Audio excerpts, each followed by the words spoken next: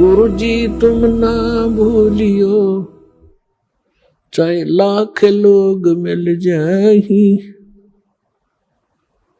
हम जैसे तुमको बहुत हैं, तुमसे हमको नहीं।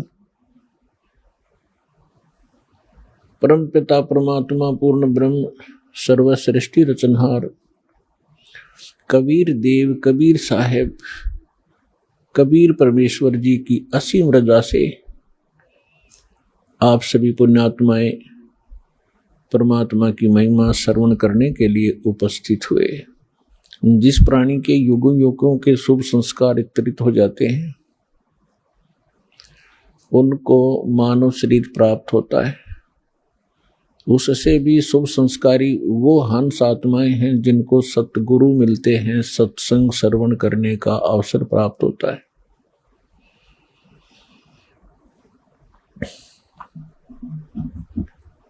पुण्यात्माओं, आज तक हमें परमात्मा की ABC का भी ज्ञान नहीं था। हम कह भी अध्यात्म मार्ग का नहीं जान पाए, चाहे हम अपने आप को कितने ही विद्वान मानते रहे, चाहे हमने वेदों को कंठस्थ याद भी कर लिया, श्रीमद् भगवत गीता के सभी श्लोक भी हमने रट रखे थे, क्योंकि इसके विषय में परमेश्वर स्वयं आकर ही बताते हैं, गुरु बिन काहू न पाया ज्ञाना, जो थोथा बुस छड़े मूड किसाना, गुरु बिन वेद पढ़े जो प्राणी, समझ न सारे रहे अज्ञानी। ओए होए, परमेश्वर ने 600 वर्ष पहले बताया था कि ये ऋषि महर्षि ब्राह्मण लोग, विद्वान संत मंडलेश्वर वेदों को कंठस्थ तो याद कर लिया, इनकी प्रभुता भी बनी हुई है, कोई चतुर्वेदी, कोई त्रिवेदी, कोई दिव्यवेदी, कि इन्होंने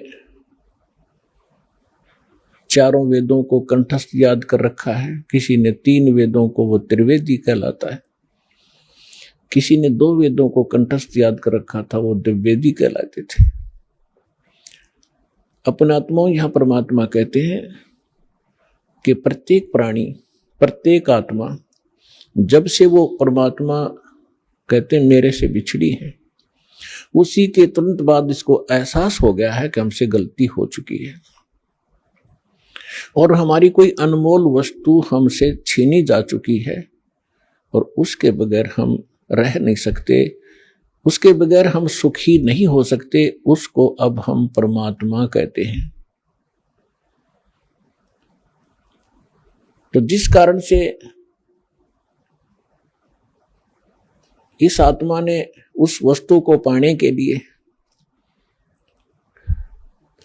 एक भरसक प्रयत्न किया और अभी तक वो सशक्त प्रयत्न जारी है।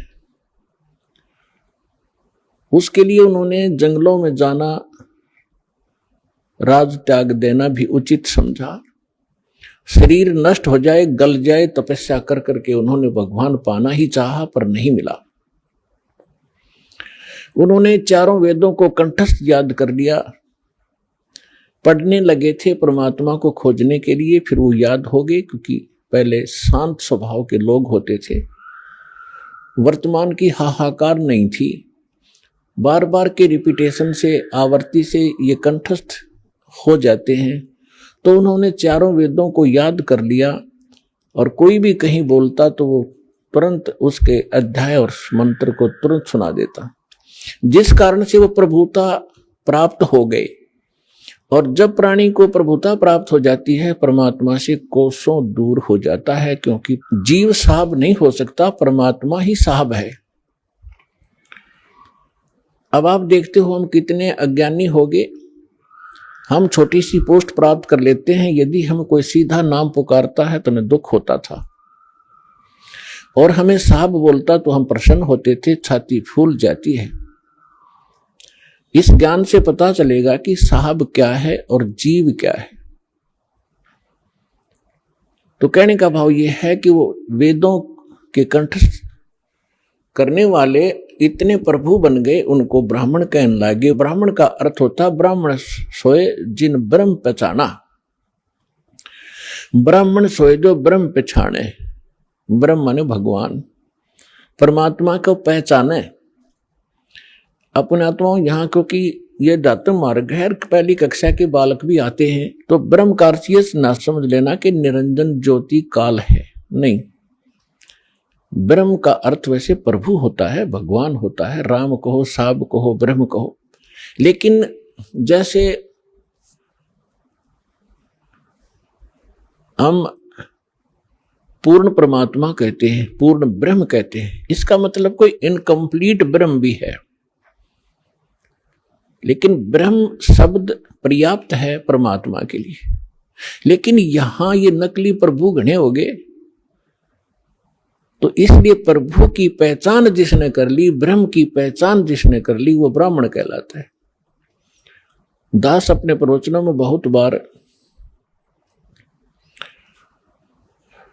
पंडितों ब्राह्मणों के विषय में उनकी मूर्खता अज्ञानता सुनाता है, तो उसमें ये ना समझें कि दास एक ब्राह्मण वर्ण को कह रहा है। ब्राह्मण वर्ण अलग वस्तु है। जैसे एक वैद्य था और वो बहुत अच्छा वैद्य था, नाड़ी पकड़कर तुरंत बता देता था अमुक रोग है, औषधि भी उसके पास कारगर थी, सुप्रसिद्ध हुआ। उसकी एक दो पीढ़ी उसके द्वारा बताई औषधि और उस विधि से वो उपचार करते रहे, वो भी वैद्य कहलाए।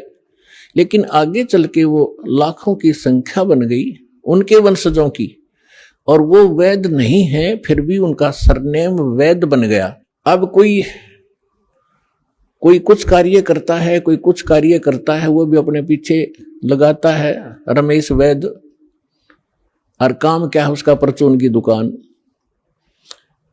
जानता नहीं पेट के दर्द की दवाई औषधि, और लिखता है रमेश वैद्य, तो वो वैद्य नहीं है। और यदि कहीं किसी वैद्य की मूर्खता बताई जाती है कि रोग ये और दवाई ये दे रहा है, ये खाक वैद्य है, तो उस वैद्य को दुख नहीं होता जो परचून की दुकान किए हुए। इसी प्रकार ब्राह्मण की विषय में जानना, मेरे पूज्य गुरुदेव जी ब्राह्मण वर्ण में जन्मे थे, लेकिन वो अपने आप को ब्राह्मण नहीं कहते थे, पंडित नहीं कहते थे। पंडित ब्राह्मण की दूसरा पर्यायवाची पंडित भी कहलाता है। पंडित का भी यही अर्थ होता है।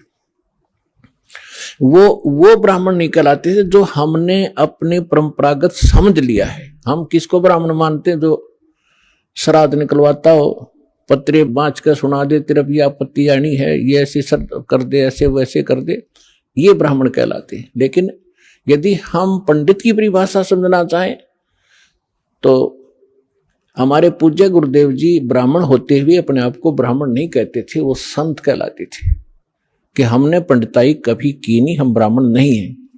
और मेरे दादा गुरु जी छावला गांव दिल्ली के अंदर, दिल्ली स्टेट में एक छावला गांव है नजफगढ़ के पास, वहां के वो जाट थे। और बचपन से ही वो हमारे जो चौथे दादा गुरुजी थे उनके संपर्क में आ गए। उन्होंने उसको काशी विद्यापीठ में पढ़ाया, अपने पास ही रखा, तो वो 4 विषय के आचार्य बन गए उस विद्या को पढ़कर।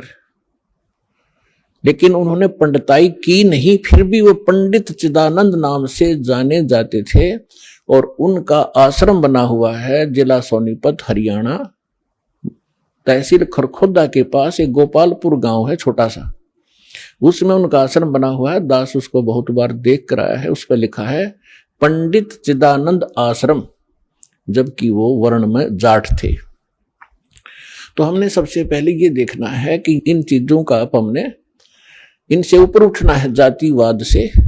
हमारी क्या जाति है? जीव हमारी जाति है, और मानव धर्म हमारा हिंदू मुस्लिम सिख ईसाई, कोई धर्म नहीं है न्यारा। जब हम परमात्मा के इस अध्यात्म ज्ञान से परिचित होंगे, फिर हमने कोई भी दूसरा सा नहीं दिखेगा, ना कोई मुसलमान दिखाई देगा, ना कोई ईसाई दिखेगा, ना हमें कोई हिंदू दिखेगा, ना कोई सिख दिखाई देगा। हम एक पिता की संतान हैं, हम परमात्मा के लिए ही विभाजित हुए हैं, परमात्मा के लिए अब हम एक होंगे। क्योंकि हमें ज्ञान हो जाएगा। हम रूढ़िवादी नहीं रह सकते, क्योंकि परमात्मा ने शिक्षा इसीलिए आपको दी है।